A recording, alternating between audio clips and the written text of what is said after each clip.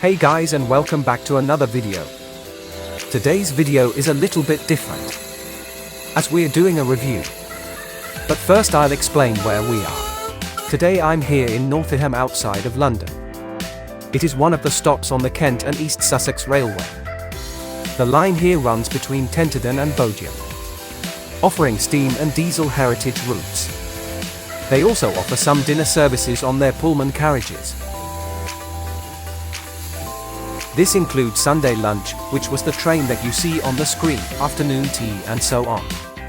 The drivers and staff were all very nice and friendly, as I was allowed onto many train footplates and cabs. At most stations there was a tea room, though be aware that they are only open on certain days. There were always members at staff at each station to answer questions about the railway. Anyway, let's get back on track. Now the review is not on the railway here, even though I thought it was very good. The review is on where I stand now, because I'm here at the railway retreats in Northiam.